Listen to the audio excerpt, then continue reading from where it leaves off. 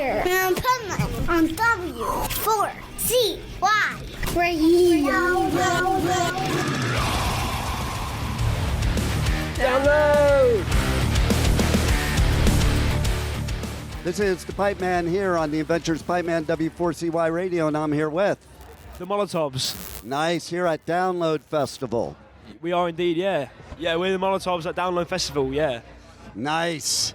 How does it feel to be here at Download? Have you ever been here before? Never been, and I don't know, never really had the drive to go, but now that we're here, you know, it's really, I know it's really cool. Cool vibe, right? Yeah, definitely. A lot of cool people as well. What's your favorite part so far?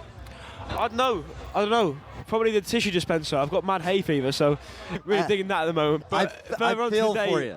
I feel for you. This is like the first time I've been able to breathe since January, because I go and do all the festivals, and all over, it's the dust, the hay fever, the festival dust.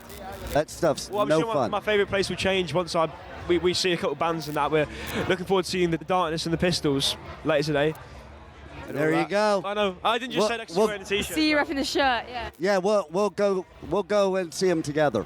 Oh yeah, well for sure, Dean. Let's do that. Yeah. So let's talk about your music to listeners who have never heard you. How would you describe your music as the artist? Not genre, but what you think of your music. Well, I'd say it's all a strong sense of melody, influenced by bands of the, I don't know, people like The Who, The Kinks, The Small Faces, The Jam, The Happy Mondays, The Libertines, and people like that, really. I love that you mentioned bands like that, because I don't think there's any other band here I've interviewed that would mention those names as their influences. No, well, I guess we are at Download, but what we do is quite a very different sort of music to what I suppose is getting played over here. But I guess bands like Green Day and the Pistols and that, I suppose they're a bit closer, but I think our stuff is rooted more in like British stuff and more like the mod culture and the sort of 60s thing more than those bands, really. And that's how I got started in music, is bands like that, like when I was a kid.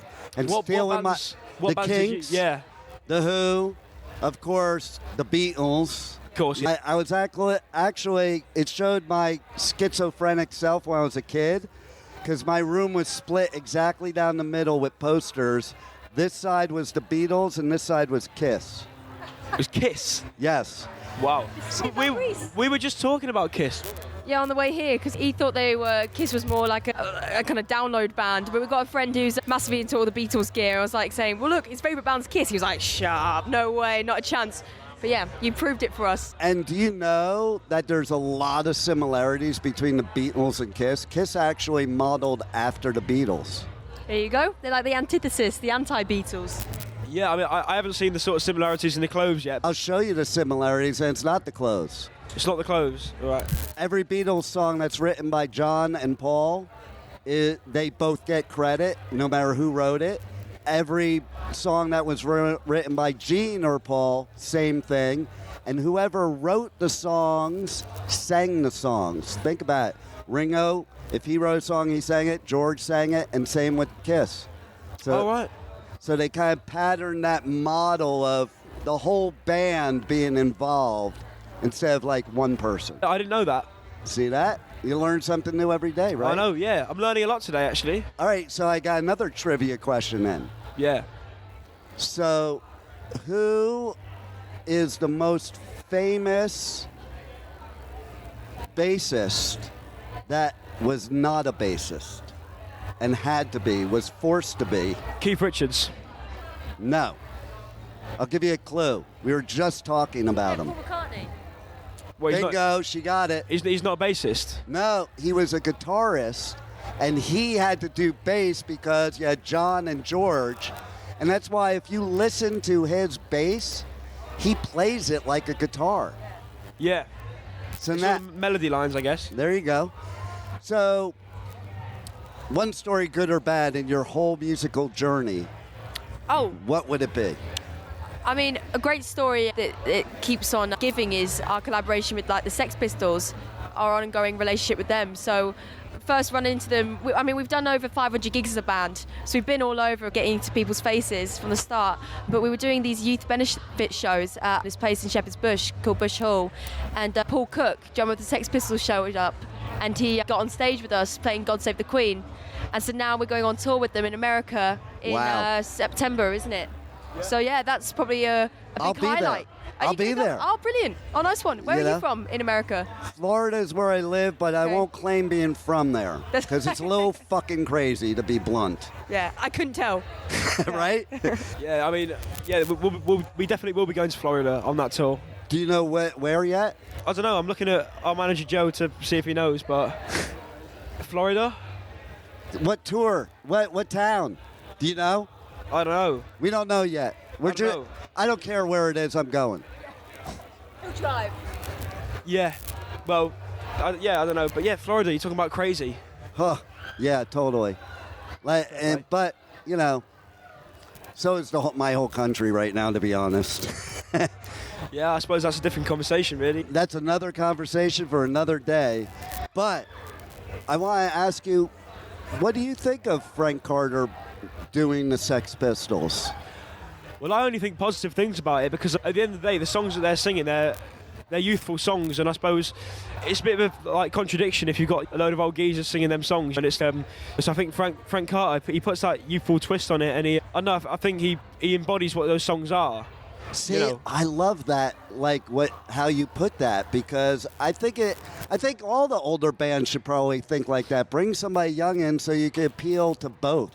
Well, exactly. I mean, that's why Paul Weller. You know, I'm a massive Paul Weller fan. That's why he never sings In the City, you know, and all those sort of things. It's because they're young songs, and you know, you can't sing. You know, he's 67 now. You can't sing that like an angry 18-year-old. You know? It's so funny you should say that, because Joe from the Vandals, who I'm friends with, and I've interviewed a few times, he always says, don't ask me when the Vandals are coming out with new songs. Nobody wants to hear a 50-year-old writing punk rock songs. Well, no, I mean, it's like if they can change the style and adapt to their, adapt to their experiences and their ages, but it can never truly be authentic if you're just trying to, I don't know, recreate something you're doing when you're in your 20s and when you're in your 50s, because at the end of the day, it can never be true, and you won't feel it. No doubt, because it's a different way of thinking. You've gone through a lot of different life experiences. And me, I looked up before coming here. That's my highlight of the whole weekend is the Pistols, okay? After you guys. They're second. You guys are first. Oh, really? But I watched the videos with Frank Carter. I'm like, oh, my God, he is so good. He's fucking mental on stage. And that's coming from somebody that comes from the old school time. And I think all the gatekeepers out there are like, oh, unless it's Sid Vicious or unless it's Johnny Rotten, it's not the Sex Pistols. I watched the videos and I call bullshit. Yeah, people say it's karaoke and all the rest of it, but not to put any disrespect to John Lydon or whatever, but you know, I think nowadays Frank Carter would feel those songs more, and that would mean more to him and more to people than it would to John Lydon at this point.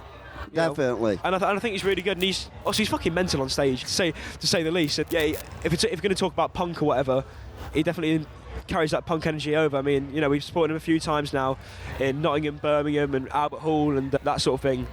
And just seeing the way he works the crowd and sing those songs, and just you can tell he means it. And if music's about anything, it's about honesty and it's about meaning it and passion. No doubt. And your passions change and your priorities change when you get older. So absolutely, you're on point with that. So speaking of passions, what are your guys' passions outside of music? Passions outside of music, I'd say clothes. Massively passionate about clothes. I can see that. Yeah. How about you? Yeah, I mean, it all goes together when you're working in music. It's fashion, it's art, it's cinema, it's all of it together. So it's just trying to draw from as many influences and many pots as we can. So, yeah. And when was that moment in time that you were like, this is what I need to do? Just as soon as you get into bands, you go, I want a bit of that. I want to do that. And we were lucky enough that we're siblings, so we live together, and it's super easy for us to collaborate. And we just got on the circuit really quickly. We saw bands every night of the week, because London's got such a scene going on at the moment. There's a real zeitgeist. Nice. Bands pulling from all those those same eras that we are, and everyone's doing a slightly different take on it. It's like we were talking about the Beatles before. You got bands pulling from that. People doing more the grunge thing, going the Mudhoney Nirvana route. People pulling from Bowie and Suede and that kind of more androgynous sort of scene, I guess you could call it. I love it. So yeah, it's just really inspiring to be around that. It's really energetic. I've always loved London for music. When I was a teenager, it was like my life goal to go to London for the punk scene, you know? Well, where do you live? You still live in Florida then? Yeah. So you're just down here for the weekend? Actually, I'm on tour right now, so next I'm going to Hellfest from here. Oh, right. Where's Hellfest? France. And I just got done with Punk Rock Bowling and Welcome to Rockville and Sonic Temple. And do you find there's a lot of different bands there, or is it mostly the same sort of It bands? depends. It depends. Oh, right. It's different when I come over here. Yeah. Like in America, every festival, it's like the same bands. It gets old. Here, it's always fresh. No matter where I go, it's always fresh, and that's what I love about it here. Well, who are you excited to see here? Well, Yeah. Sex Pistols, Okay, yeah. second to you guys. Well, we're not playing here. I know. That's why. But I gotta say second to you guys. Yeah. So That's kind of you. Thank you. tell everybody how they reach out to you on socials, on the web, buy your merch, all that stuff. Well, yeah, just search at the Molotovs anywhere, and you'll find us. If you want Instagram, it's just the Molotovs. Same on Twitter and Facebook or whatever. But yeah, you know, if you want to take notice and you like all the influences that we mentioned earlier, then you might very much like our band. And if you like what you hear online, then see us live. Say as well. I mean, we play all the time. I said before, we've done over 500 gigs. We're constantly playing, but we have got a single out called More, More, More that was released in March. We've also got another one, our second single, Today's My Day, coming out next week. Nice. Sometime. So go listen to that as well. Yeah, everybody go listen to that, or you can't listen to my show. Yeah, there's only one thing, so just put that on repeat. There you Make go. it drive you mad. I love it. Well, I love that you guys are here, okay? And I'll be hanging with you at the Sex Pistols tonight. Sweet. And thanks for being on the Adventures of Pipeman. Thank you, Dean. Cheers, Dean. Thank you for listening to the Adventures of Pipeman on W4CY Radio.